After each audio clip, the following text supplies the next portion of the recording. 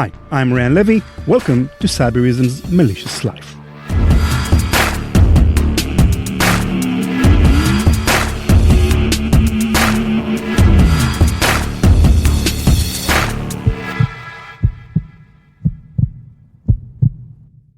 On March 18, 2013, Stophaus, a loose coalition of bulletproof hosting services and various dark web criminal kingpins, announced Operation Stophaus. The operation's target was the Spamhaus project, an international organization dedicated to protecting the public from email spam, web scams, and similar threats. The impetus for the operation was Spamhaus's decision to add Cyberbunker, a bulletproof web hosting outfit operating from a nuclear-era subterranean bunker in the Netherlands, to its lists of spam sources. These lists are used by numerous ISPs all over the world to block such spam before even reaching their customers. Spamhaus has a well-deserved reputation for standing bravely against some of the most dangerous dregs of the internet back alleys. But Cyberbunker was not your ordinary run-of-the-mill bulletproof hosting company either. Most bulletproof hosters choose to establish their base of operation in countries where law enforcement is lax, such as Russia or African countries, as far away from the long arm of Western law agencies as possible. But not Cyberbunker. Its founders, Dutchman Herman Johan Zent and Sven Olaf Kemphaus, held deep anti-authoritarian views, and in the mid-1990s decided to test the resolve of the Dutch authorities to the limit by operating a bulletproof web hosting data center outside of a peaceful Dutch town in the south of the country, inside an old NATO Cold War nuclear bunker. Unfortunately for them, a fire that broke out inside the bunker drew the authorities' attention to their operation, and later decisions, such as their willingness to host the high-profile but also hotly disputed Pirate Bay BitTorrent tracker, brought them even more to the public eye.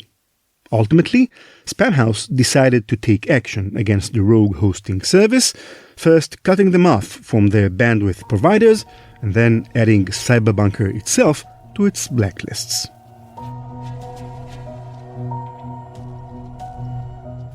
Sven, Zent, and their friends in the underworld rallied against Spamhaus.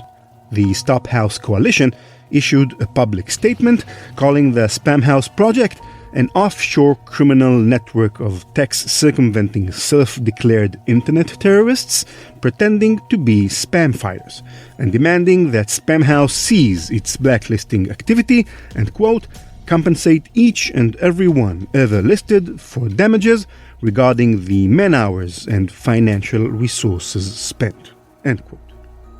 The ever-resourceful Brian Krebs got his hands on a series of Skype and IRC chats between Stophaus's members, including Sven Kemphaus, whose content clearly shows them planning the attack, with most of the actual work delegated to a mysterious hacker who went by the name Narco.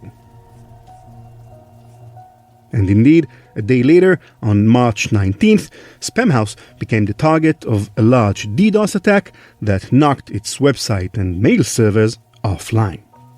Krebs' chat log recorded the celebration at Stophaus, with Sven proudly announcing, quote, Roxo, one of Spamhaus's blacklists, no longer exists. Ha ha, end quote. And other members cheering, hell yeah, and hit them hard.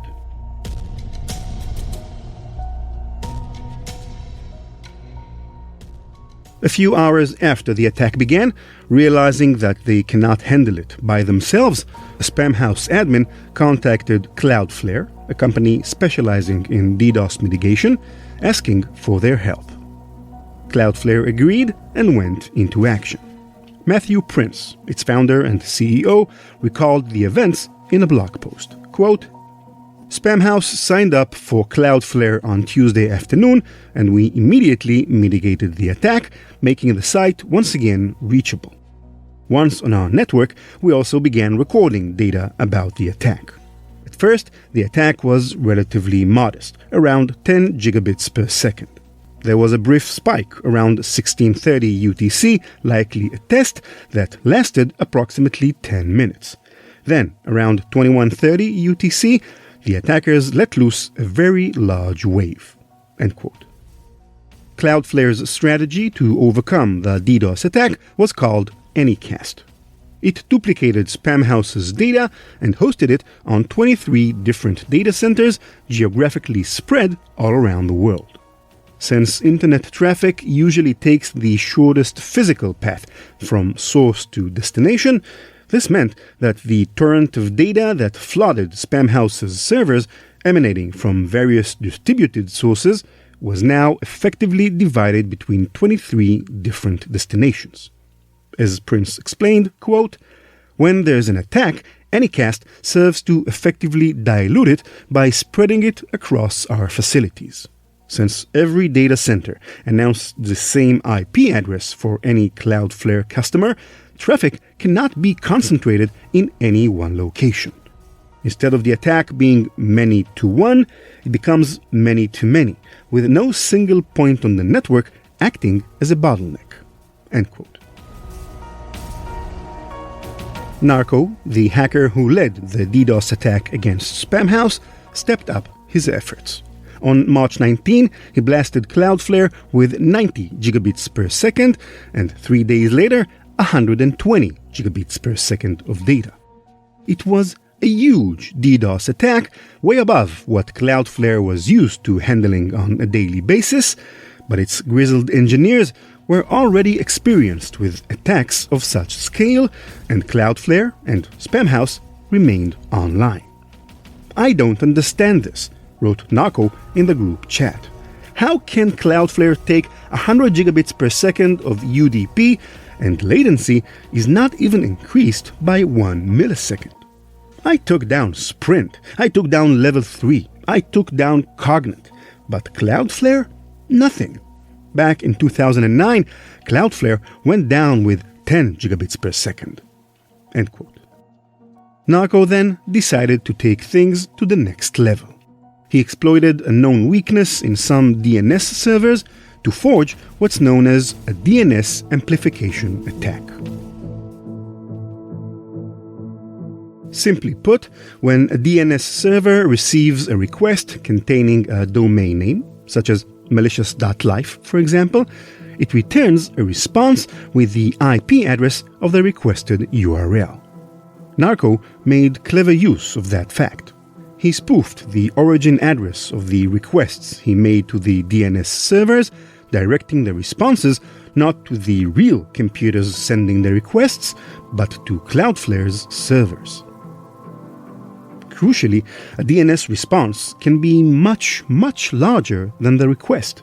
A 36 bytes long request, for example, can generate a 3,000 bytes long response, i.e., a response amplified by a factor of almost 100. This meant that by generating a meager stream of requests of only 2.5 megabytes per second per DNS server, Narco was able to manipulate thousands of DNS servers to have them send some 300 gigabits per second of internet traffic to Cloudflare servers, the largest DDoS attack ever recorded up until then. This gargantuan stream of information finally overwhelmed Cloudflare's servers, and it briefly went offline. However, it was not only Cloudflare itself that was affected by the attack, but also the companies from which it buys bandwidth from, companies known as Tier 2 internet providers. But even they could not handle that much information, and so the problem began to spill over to their providers, the Tier 1 bandwidth providers. Tier 1 providers are the entities that form the actual backbone of the internet. The 15 or so organizations that join all the Tier 2 providers together and thus makes the internet a single global network. This also means that there isn't anywhere else for the flood of information gushing through the cables to go to. When a Tier 1 provider gets swamped by a DDoS attack, it just fails, and internet connectivity fails with it. Cloudflare's Matthew Prince called it the attack that almost broke the internet.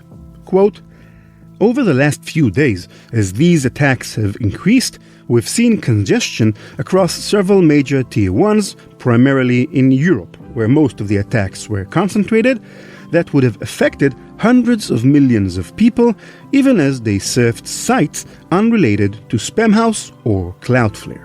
If the internet felt a bit more sluggish for you over the last few days in Europe, this may be part of the reason why." End quote.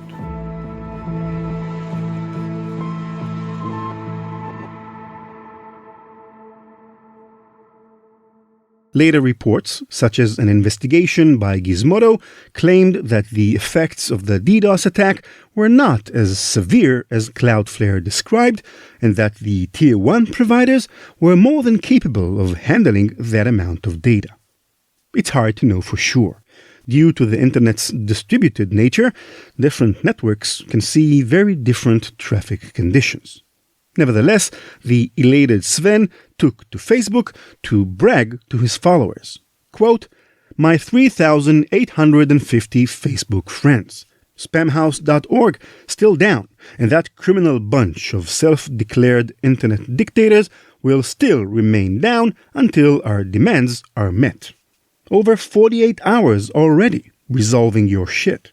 End of the line, buddy. Should have called and paid for the damages." End quote. It seems that these brazen boasts on Sven's own personal Facebook profile impressed Narco, who wrote to Sven in their group chat. Quote, "You have very big balls. Writing DDoS threats on Facebook? I would not even do that, and I am the person doing the attacks, LOL." End quote. However, Narco became less impressed when a few hours later, Spamhaus managed to trace the attack back to his own personal network and retaliated by blacklisting his IP addresses range. Quote, "Spamhaus blacklisted my site and my host will terminate me unless Spamhaus tells them that it's okay. Fucking internet police." End quote.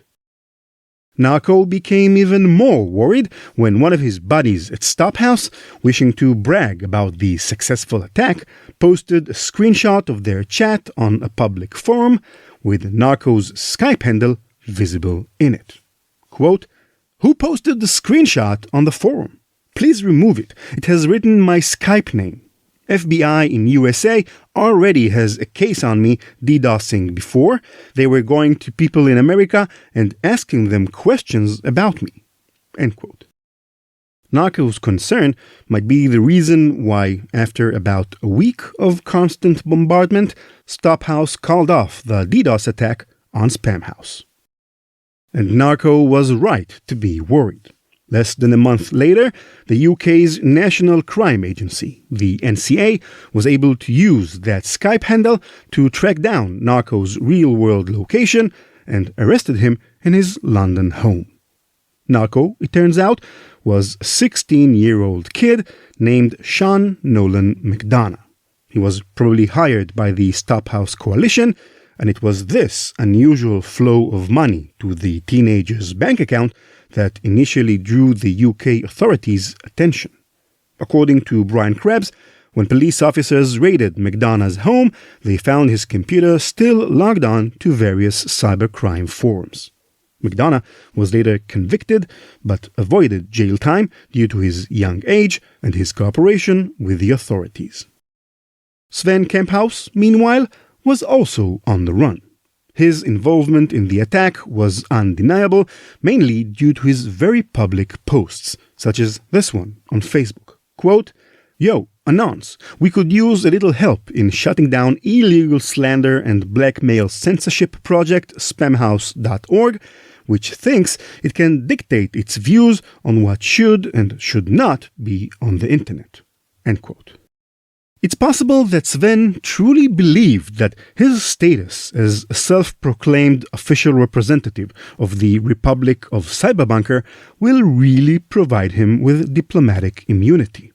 If not, it's difficult to explain why, when he rented an apartment in a small Spanish village outside of Barcelona, he had his true name written on the mailbox and parked his van, packed full with electronic equipment and bristling with suspicious-looking antennae, right outside the sad home. Even the Spanish police officer who arrested him was baffled by Sven's behavior. Quote, "He claimed he had diplomatic status. He said he was the telecommunications minister and foreign minister of a place called the Cyberbunker Republic. He didn't seem to be joking." End quote. Sven was extradited to the Netherlands, where he stood trial for his role in the DDoS attack against Spamhaus. Amazingly, he was sentenced to only 240 days in prison, and even that puny sentence was suspended, so that Sven never spent even a day in a Dutch prison. As expected, the huge DDoS attack and the subsequent arrests brought with it a renewed surge of media attention towards Cyberbunker. Reporters rushed to the Clottinger bunker, hoping to learn more about the mysterious company. But when they got to the bunker, they were surprised to learn that Cyberbunker was no longer there. In fact, it wasn't there for quite a while, a few years at minimum. It turns out that in spite of Johan Zent's bravado and tales of humiliated firemen and SWAT teams, Clottinger's city council's efforts to banish the bulletproof host from the town were in fact successful, and Cyberbunker decided to relocate its servers to a different location. This meant that, somewhat unsurprisingly, for a few years at least, Cyberbunker was scamming its own clients, telling them that their information was stored in an ultra-secure bunker, when in reality it was kept in a standard office space in Amsterdam. Perhaps because of the unflattering media attention, Zent decided in 2013 to buy yet another bunker for his hosting company, this time in a German town called Traben-Trarbach. That bunker, built by the West German military in the 1970s, originally housed a meteorological institute that employed some 400 people, half of whom lived in the small adjacent town. When the German military decided to relocate the institute to somewhere else in 2012, Traben-Trarbach suffered a major financial blow. This is why when the eccentric Dutchman showed up and promised the city's council that his company would bring 100, maybe even 200 new jobs to Traben-Trarbach, the city's officials approved of the purchase, even though they were well aware of Zent's troubled past. And so Cyberbunker once again started hosting all sorts of dubious websites and services, such as dark web marketplaces and forums for selling drugs, counterfeit money, and fake identifications. The company employed several programmers and technicians to keep the servers running, unpaid interns who wished to gain practical experience, and janitors who did the cleaning and gardening. But unbeknownst to Zent, one of the janitors was actually an undercover agent.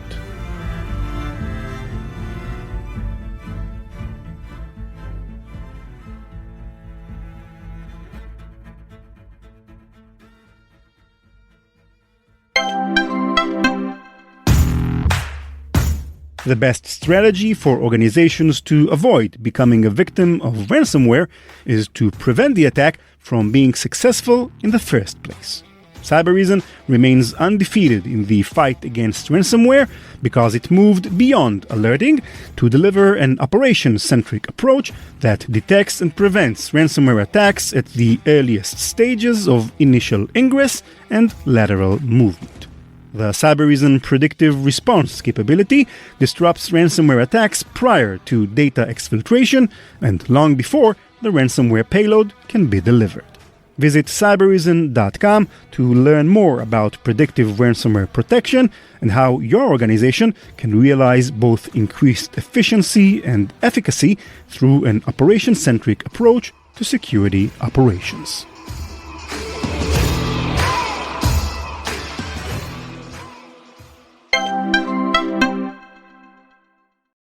Having a bona fide Cold War nuclear bunker might have been great in terms of PR, but unfortunately for Zent, it was also extremely expensive to maintain.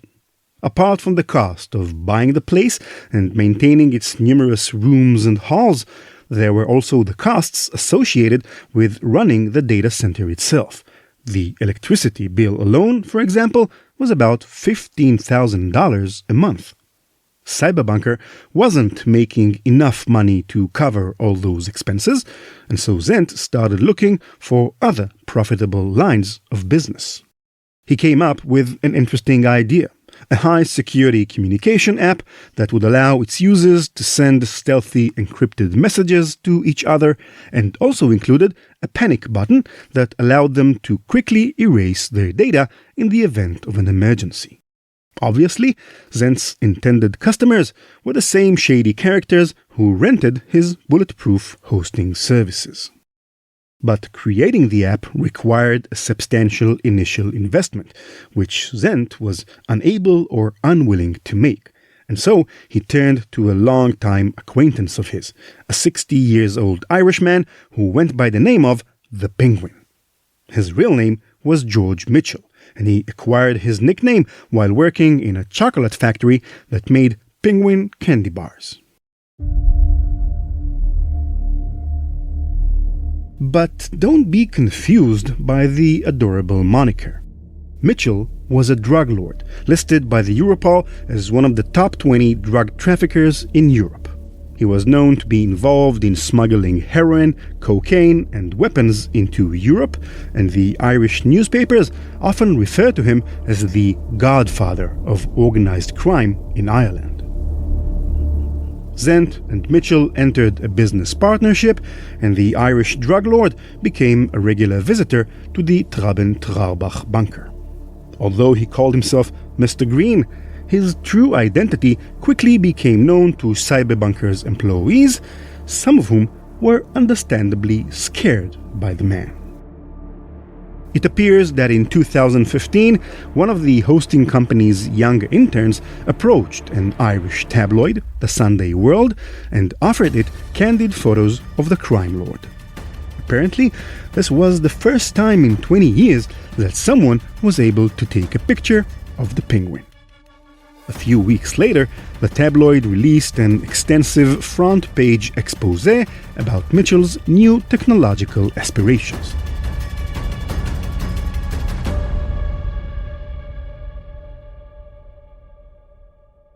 It is conceivable that had Zent not partnered with Mitchell, Cyberbunker would have managed to fly under the radar of the German law authorities. But as it happens, someone in Germany read the Sunday World exposé and became alarmed by the presence of an Irish mafia boss on their home turf. The German police sprung into action. The prosecutor had a tough challenge to crack. Hosting shady websites isn't by itself considered a crime in Germany. He would have to prove that there was actual illegal activity, such as drug trafficking, taking place in Cyberbunker's servers, and that Zent was aware of it. The police got a warrant to investigate the company, and Cyberbunker's employees were placed under surveillance. Their phones were bugged, and GPS trackers were placed on their cars. The data cable going into the bunker was also tapped, gathering incriminating evidence about the illegal markets and forums hosted on the servers. The Penguin's phone was bugged as well. According to a report by the New Yorker, the German investigators also bought thousands of dollars worth of bitcoins and used them to host their own fake scammy website on Cyberbunker's servers. Finally, an undercover agent infiltrated the organization, posing as a janitor, a position that allowed them free access to most of the bunker's rooms, including Zent's own personal office. In September 2019, the case's prosecutor decided that he has enough evidence to warrant a raid on Cyberbunker. There was, however, one major problem. It was obvious that breaking into the fortified bunker will take a long time which will allow Zent to erase all the incriminating information stored on the servers. And so, the German police hatched a clever plan. The undercover agent lured all the company's employees, including Zent, out of the bunker, pretending to throw a lavish dinner party at a local restaurant. The bunker itself was left empty. As evening fell on Traub and Traubach, Zent and his merry band were feasting on delicious trouts and splendid wine, but unbeknownst to them, most of the restaurant's other patrons were actually plainclothes police officers. Shortly after 6 p.m., the sign was given. Police forces stormed the restaurant and arrested the dinner's attendants, while a long line of black vans carrying no less than 650 law enforcement officers approached the bunker and surrounded it. According to original police chief, quote, "We were able to at all get police forces into the bunker complex, which is still secured at the highest military level. We had to overcome not only real or analog protections, we also cracked the digital protections of the data center." End quote.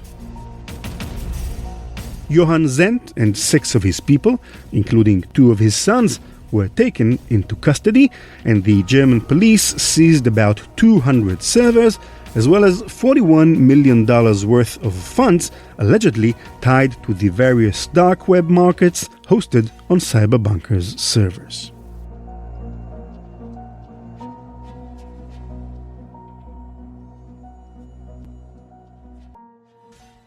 The investigators were surprised to learn just how badly Cyberbunker's clients' data was protected.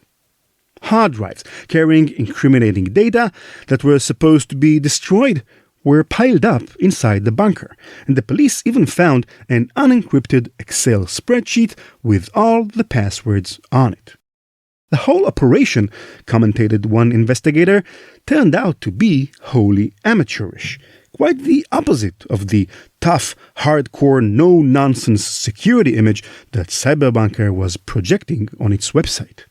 A police prosecutor told the German newspaper Der Spiegel that when they scoured the 2 petabytes of data stored on the seized hard drives, the investigators were unable to find even a single legal site. The information on the disks allowed the police to link Zent and some of his employees to various criminal websites, and even to a denial-of-service attack on Deutsche Telekom, the German telecommunications company that impacted about 1 million of its customers. In December 2021, Hermann Johann Zent was sentenced to 5 years and 9 months in a German prison. George Mitchell, the Irish drug lord, was never arrested. According to the investigators, even though he was under constant surveillance, the Penguin never slipped up and never exposed any incriminating evidence against him.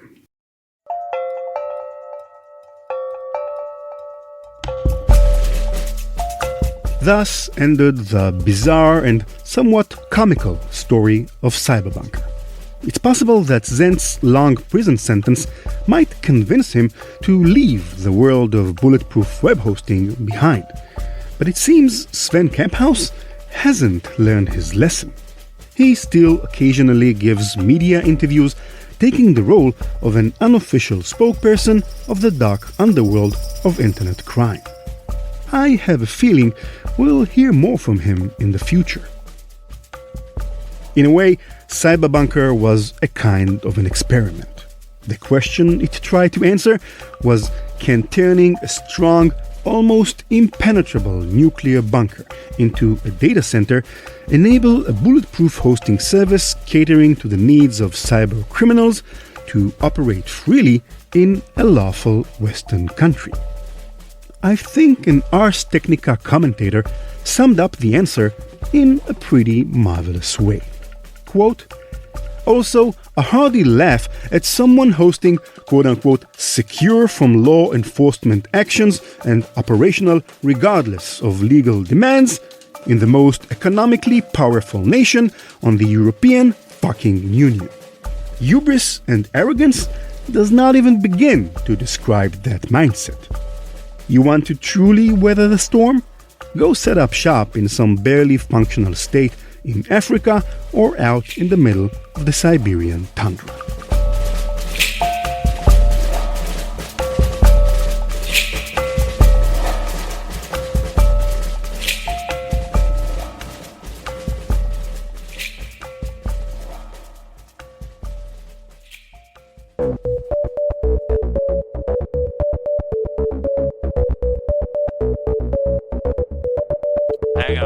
That's it for this episode. Thank you for listening.